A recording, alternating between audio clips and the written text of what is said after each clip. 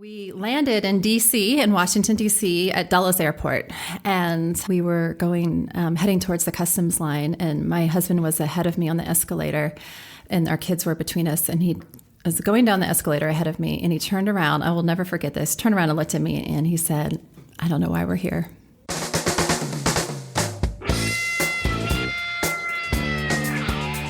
Welcome to Expat Life Germany, the podcast about life in Germany as seen through the eyes of expats. And quite often, if you're looking on expat forums or you're listening to expat podcasts, for example, or you're watching YouTube videos about being an expat in Germany, it might seem like expats are bashing German bureaucracy, German unfriendliness, and so on. And sometimes you might think, well, why are you even an expat here? So the thing is to remember that many of us do love it here. We have gripes, we have issues that we want to talk about, we have frustrations, but we actually do love it here. And people fall in love with Germany. And that is the case with my guest this week. Her and her family were expats here in Germany from 2009 to 2013. They returned to the United States, as was the original plan. But when they got there, they realized that their hearts were still in Germany.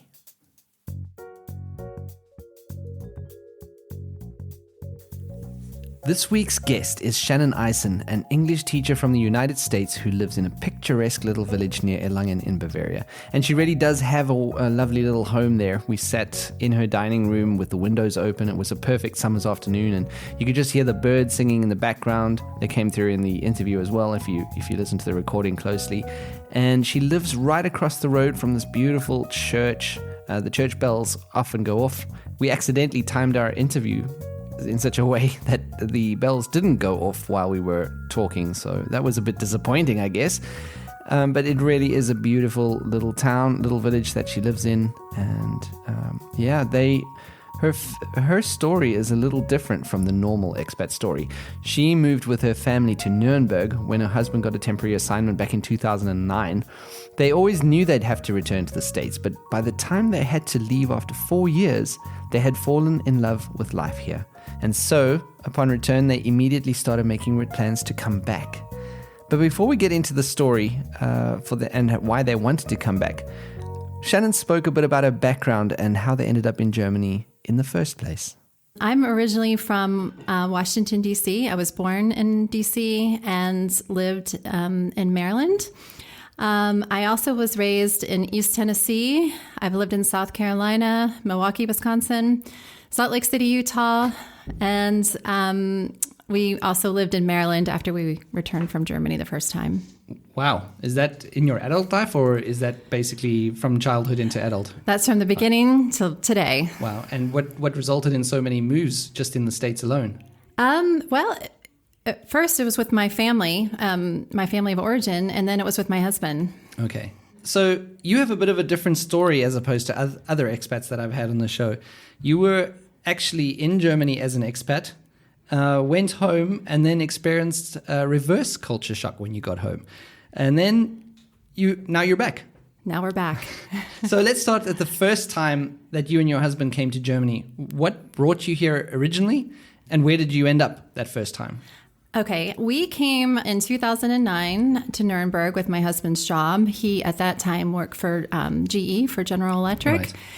And we moved to Nuremberg. He was here before I was, but I came actually in December of 2009. And we left again at the beginning of 2013. So in that first time, the first period of time that you were here, what was your experience like? Positive? It was positive. I will say that, like many people, and I will even narrow that down further to say, I think it's very difficult for Americans to live abroad for the first year. Okay. Because we're not so used to venturing out in the world, right. Like Europeans or even Australians, I think, and I'm sure people from other countries. But I think it's tough for us. We're so used to kind of the comforts of home. Mm. And the first year was hard. I cried so many times at the grocery store. That seemed to be the place where I often shed tears. It tends to be the place a lot of expats break down. I've heard that from other people, yes. So the first year was hard, but after that, we really kind of just sank into it and enjoyed it. Yeah, settled in. I've been to the States, and I've been to a few places in the States, and I think that moving from one state to another is kind of like being an expat as well. So I guess you had a lot of experience with that just in the USA alone. So maybe that helped.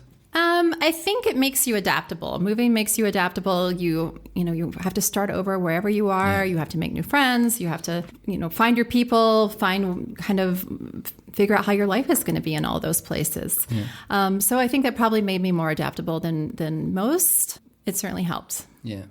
So that was a temporary move. It was temporary. They hadn't really given us, there's a lot of people who come on a fixed 2-year contract, and we did not have that experience. We just were here until kind of my husband finished a particular project at his work. Right. And that wrapped up in about 3 years. Okay. And at that time, we were really settled. We were just really loving life in Nuremberg. It's amazing how fast it can happen, right? The settling in here in Germany, despite the huge culture shock and the language barrier, it's quite a big thing. Absolutely. I kind of joke with my friends that there's the 5 stages of being an expat, and I think we had pretty much gone through the whole process where we've just really felt at home, and right. We didn't feel the need to rush back, and we didn't feel the need to, we were just comfortable with what we had, and we were really happy. We had 3 small children. And I was very happy with the people they were becoming where we were. I was very happy with their school. And yeah, it was, life's never perfect, right? But it certainly was very comfortable for us. And we love to travel. So we were constantly traveling. Yeah. Yeah. Were the children in an international school that time, or did they go to German schools? They were at the international school. When we moved, my daughter was 9, and I felt that maybe she was a bit too old to start in the German school system.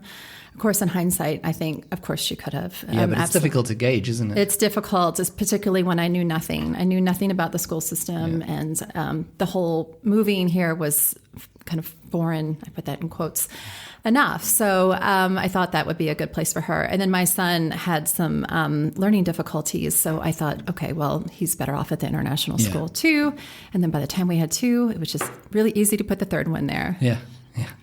So you guys got settled in that first 3 years. You had a way of life, obviously, but you always knew at some point that you would have to go back. And that day came. That day came, and I was really in denial. My husband kept saying, we need to do X, Y, and Z, and I kept thinking, I'll do it later. A lot of time. Yeah. As I've said, I've moved around within the States quite a bit, and I was always ready for the next adventure. I was always ready to move on, and I was not ready to move on. I wanted to stay. I had cried the whole week before we left, so... Saying goodbye to friends. Yeah, absolutely. I will never forget going to the kids' school to pick them up on the last day and saying goodbye to all the people at the school. And I remember saying to them, I'm going to be back. Yeah. I'm going to be back. Do you think on vacation or for real? No, I'm going to be back.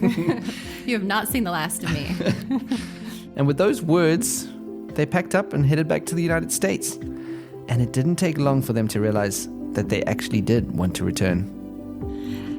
And I've told this story to so many people, but we landed in D.C., in Washington, D.C., at Dulles Airport. And we were heading towards the customs line, and my husband was ahead of me on the escalator, and our kids were between us, and he was going down the escalator ahead of me, and he turned around, I will never forget this, turned around and looked at me, and he said, I don't know why we're here. Well, we're coming home, that's why, maybe for one. Yeah, and I don't like how this story kind of makes me seem in that I love my country. I'm an American. I have a U.S. passport. I will never not have a U.S. passport. And there's lots of lovely things about America. It just was the time and place in our lives, and it felt right to be here.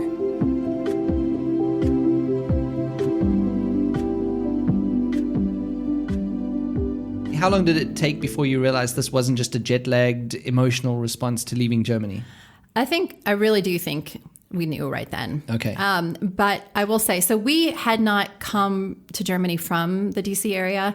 So when we went back to no house. We were living in temporary housing. I do have quite a bit of family in the DC area, and it was fantastic to be around them. But we didn't have friends from our kind of friend group there. We didn't have schools for the kids. So we tried really hard. We bought a beautiful plot of land, and then we started building a very beautiful house. And we tried really hard. But I think this idea of coming back to Germany was always just front and center in our minds. What do you think it was? Was it the connections that you developed here, or was it just the adventure aspect? I think it's the lifestyle. And we do have lovely friends here who I'm very happy to have reconnected with, and I'm happy to see them almost daily. But I think it's the life. It's, I can take a walk from this house, and in a kind of a 30-minute radius of this house, I just see all kinds of beautiful things. It's, I can find an old cemetery in the woods. I can, I'm right across the street from this beautiful church. There's just so much to see. And I love the pace of life here. I love the safety. I love that my kids can be incredibly independent, and that at young ages, they're developing their independence. Because I really do believe that that's going to pay off in the end for them, that kind of flexing those muscles at an early age is helpful. Did that feel strange at that time to be feeling this? Did you feel kind of like a traitor to be feeling these feelings back in the USA? I did not feel like a traitor at all. You just felt that this is the way I feel. It's the way I feel. And yeah, it's a tough question, actually. It's a good question. I didn't feel like a traitor. I did feel that maybe I should try harder. But I think I felt so good about my kids being here that was the most important thing. And, the kids went back to schools where they weren't allowed to run on the playground. And really? Yeah. And it was things like that where it just felt kind of constricting, where I just thought, well, or they're not supposed to go outside if it's snowing. And I thought, it's, I have a friend who just says, in Europe, there's no such thing as bad weather. You just have to have the right clothes. That's right? it. That's it exactly. That's exactly right. You were building a house, you said. Yes, you built a house. we did. But at some point you realized, no, we want to go back. So did you start looking for jobs still while you were building the house, or what was the way that happened? I feel like we kind of ran like concurrent plans where we built our house, we moved into it. Clearly, I mean, we both were working. And we had this other plan too, that we were giving quite a bit of energy to, looking for jobs, preparing ourselves, seeing what was out there, and how it would work to move back here. So I feel like we were kind of working on this dual plan life, I guess. Yeah. And what was that like for your family and friends? Did you tell them what you were thinking, that you were planning to come back, and how did they take that? I think, yes, we did tell them. We were always very upfront about what we wanted. I think probably some people didn't believe us. You hear people talk about their kind of pipe dreams, and I think probably people may have thought that we wouldn't do it. But I also think that perhaps that some and I don't want to put words in anyone's mouth, but in the States, it looks nice to have this nice house, and it looks nice to kind of have these things. And I think probably on paper, our life looked really good. And I think probably there was people who thought, wow, their life is really nice. Why would they want to trade that in for something, that's different maybe? So without having actually talked to people specifically about that part, I do imagine that's probably what was going through some people's heads. Yeah. But, we have lovely friends, and we've had lots of people come visit us, and we have more friends coming to visit us this month and next month. So we're very lucky. That's the best thing. I love having friends come, because you get to show them absolutely something. They're traveling at the same time, so everything's new to them. It's one of my favorite things when people come to visit. It really is. I love just to put my best foot forward when people come to Germany and really show them why I like it here so much. So planning to get back, what was the point where you realized that it was a feasible thing? Did you get a job? Someone get a job? So I had a bachelor's degree in education, one that I had not ever used. Okay. And so I dusted that off. What did you do the first time you were in Germany? I had 3 small children. after I didn't work for about 11 years actually. So I wasn't working. So I decided I'm going to dust this off and I'm going to put it to use and I'm going to see what I can do with this. Okay. So I went into the school system and I was teaching and I thought I'm going to do this until they give me a job at the school here. Okay, and then that happened. I bugged them enough. All right, and then they eventually said, okay, let's just, you know what, the best way to do it is get her to come over here. Right. I'm going to put this poor lady out of her misery. No, but they were really kind. I emailed them for a few years and kind of just kept them up to date with what I was doing. Right. And they finally gave me a job. Wow. Yes. How long had you been back in the States at that point? We had been back just for about 4 years. Okay, so quite a while actually. Mm-hmm. Enough time for you to potentially grow attached to being in the States. For some, that probably would have worked. Yeah. Absolutely. But as I said, we just never let it go. Okay, that's amazing. So the planning to come back, what kind of challenges stood in your way to get back here? Well, so when we came the first time, we were very, very lucky. When you come as a quote unquote expat, you have all kinds of people it's their job to help you with every kind of detail, most of the details of which you have not even dreamed exist, right? You don't know what you don't know. Yeah. And there's all kinds of people that help you. And we had none of that. We did it all on our own. The second time was just you guys sorting it out. Yes. The other challenge with that too is that my husband had no job here. And so that has proven to be a bit of a challenge, but we're still working with that. Okay. Mm-hmm. That we're still working with that means that Shannon and her husband made the decision that she would move over to Germany while he would stay behind for the time being. We'll get back to that part of the story later. But first, Shannon is now here with the children and they're facing a new challenge, getting out of that expat bubble. So then you packed up everything again, I assume sold the house, and then got on a plane and came back here. How long ago was this? It was nearly 2 years ago. 2 years ago. Okay. And you ended up close to where you were before. Yes. So back into the old circle of friends that you had before. And you're now working at the international school here in Erlangen. Mm-hmm. Did it feel like coming home when you came back? Or was there a point where you thought, oh no, what have we done? This is nothing like I expected. There was never a time where I said, I can't believe we did this. Sometimes in amazement, I've said this, this is amazing that this all worked out. Yeah. But there's never been a time I have no regrets. I am only very happy about our decision. In a way, it did feel like coming home. We don't live in the same house that we lived in, but we have friends down the street. The kids were able to pick up with a lot of the same friends and teachers even that they had when they were here before. Okay, so I guess the adjustment for the kids, at least when you moved back here, was less or not as bad or as difficult as it was before, right? It wasn't as challenging for them this time? I would have to ask them specifically, and we've talked about it a little bit. Sometimes I say, "Are you sure?" This is, and it's been fine for them. Yeah. They seem very happy. Yeah. How is their German, if I may ask? Well, you met the oldest one. My oldest daughter, Caroline's German is very good.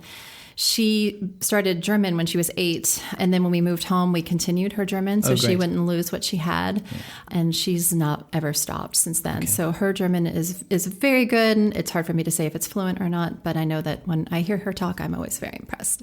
And she's applying to German university at the moment. Oh, wow. Okay. The other two, still shaky. Okay. Yeah. I guess that's also part of being in the international school because it's all the instruction is in English. It is in English. Although I assume they have German classes there. They do have German classes. They get really excited when they, for example, Graham had a test and got his grade back today and he did very well. Wow. So he's very happy with himself. He played on a basketball team with the normal Erlangen Verein. So he is in it. You have to work hard to get out of the expat bubble. I have to work really hard to get out of it, and I try really hard to get out of it sometimes. But anyway, so he plays basketball on a German-speaking team. Yeah, that helps. I've also got a few friends who play team sports, and I think that's a big way of integrating because you're hearing the colloquial German as well, right? And you have to communicate, and it's in German, and it's a great opportunity to learn like that. Absolutely. How is your German? My German is not good. As I was saying, I took lessons for a long time when we were here, but 4 years in America does not help anyone's German. There's just no opportunity to speak it. So I started back with classes, and I'm taking a little break right now just because we've had graduation and other things, but I go to class 3 times a week. Okay. So I'm trying. That's pretty intensive. Yes. It's a lot of time. It's very time consuming. Yes. It is, but the bubble is strong. It wants to suck you back in. Well, it's a place of convenience, isn't it? It is easier to just. It is, but I don't want to shut myself off. And a lot of the reason that I like living here has to do with this is Germany, right? So I should speak the language, and I should make an effort to do so. Yeah, and I do believe that.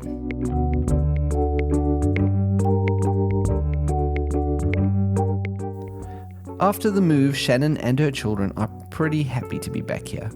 But as so often happens, things are not perfect. Shannon's husband has not yet moved over, and so they've had to make a compromise for the past 2 years. He hopes to be here by the end of the year. It's a process that's taken longer than we thought. And he's here once a month.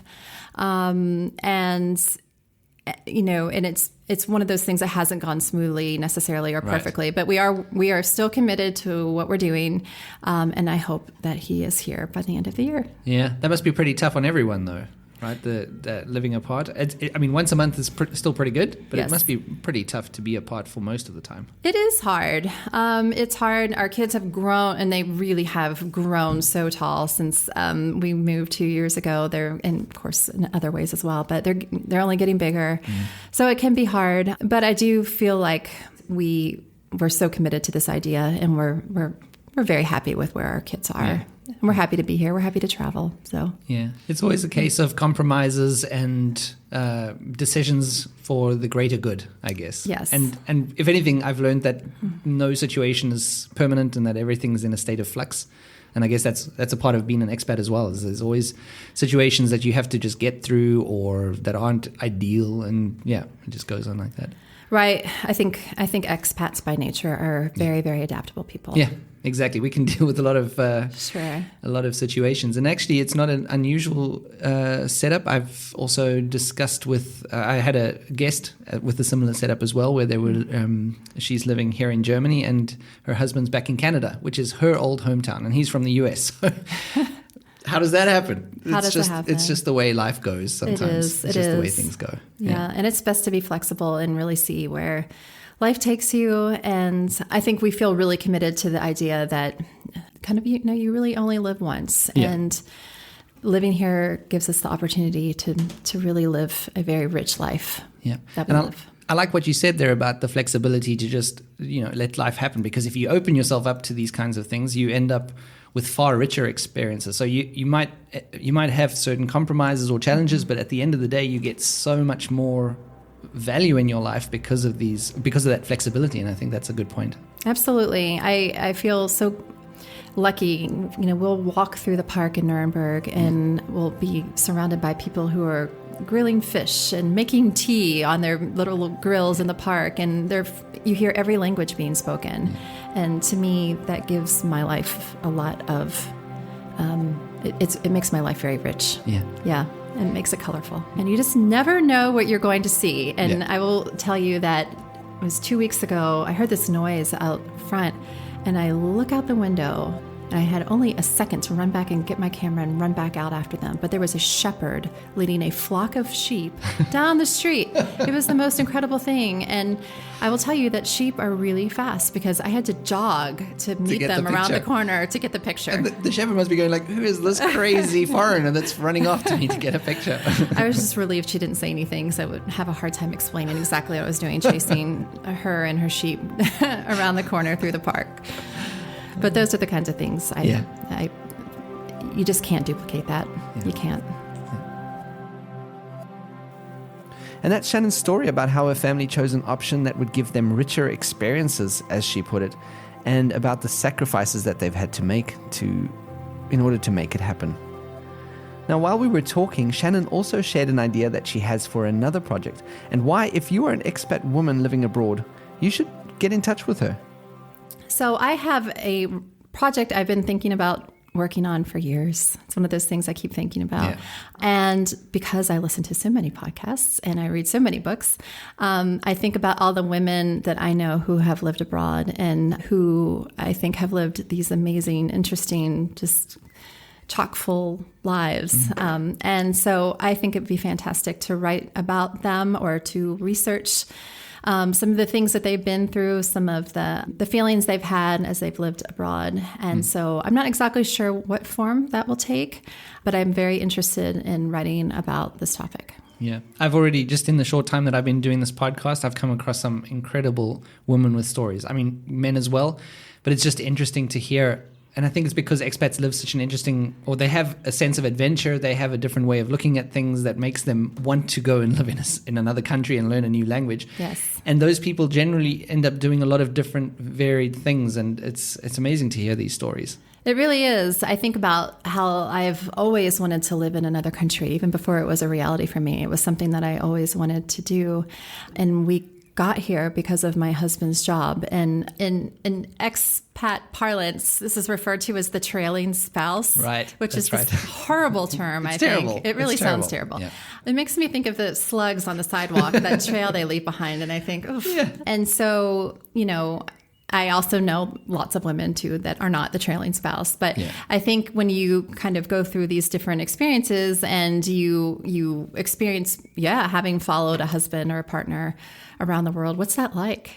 So you want people to get in touch with you, maybe start networking, and then you can start putting this kind of project together, right? Yes. I would love for people to get in touch with me. I have an Instagram account called Church Bells and Bicycles. Church Bells and Bicycles. Right. Church Bells and Bicycles, because I really attempt to document my trips and travels and just what I see around in the neighborhood. And Church Bells and Bicycles were two things that I really missed when I was in the States. I missed about Germany. Well, you have church bells right next to this house. They're constantly ringing, especially on Saturdays when there's weddings, just these gorgeous weddings right out here. Do you hear them anymore, or you just kind of blend them out? Sometimes I have to. I don't hear them as much anymore as I would like, mostly because they've become kind of part of the backdrop. But when they go off for 7 minutes at a time, you can't help but hear them, and it's lovely. I love it. It is nice, and I think you're right. It's part of the charm of living in Germany is hearing the church bells still. Yes, village charm. Okay. Do you have a blog or anything like that where you write your thoughts down? I am working on it. I am setting it up right now. Okay. And it would be under the same name, Church Bells and Bicycles, but there's nothing there yet. Okay. So I'm working on it. So what we can tell is expats who are interested in talking with you should get hold of you through your Instagram. Yes. And then you'll be in touch and start networking. I would love to. Yeah. Have you do you write? Have you done a blog before? What's the interest in possibly writing? I have not really. I've been a wannabe writer for so long. It's embarrassing to talk about it. But I have lots and lots of thoughts. I have lots of things that I have started to write. I just haven't published them yet. I'm working towards it. Okay. I'm growing. That's exciting. Yes. So get in touch with Shannon and network and see what comes out of it. Shannon, thank you so much for having me and taking your time out to talk and be on a pretty new podcast. Thank you. It's a real pleasure. A real dream come true. Thanks for talking to me, and I wish you all the best. Thank you so much. You too. Okay. I really enjoyed that discussion with Shannon, and in some ways it helped me to remember the reasons that I fell in love with Germany. And life here is relaxed. There are rich experiences to be had. Just listening to her talk about a flock of sheep coming by and the shepherd guiding them through the streets of the village is just a lot of rich experiences that a lot of expats wouldn't have in their own home countries. And it's the kind of thing that we love. It's the kind of experiences that it's the reason why we became expats, right? It's kind of unpredictability in your life, things that surprise you almost every single day. So it was good to listen to Shannon describe those feelings and emotions. And that's it for this week. Follow me on Instagram at Expat Life Germany and visit my website, expatlifegermany.de. And if you think you have an expat story to tell, or if you just feel like you want to talk about your experiences here, get in touch. Go to the website, click on Be on the Show, or mail me at expatlifegermany@gmail.com. Thanks for listening.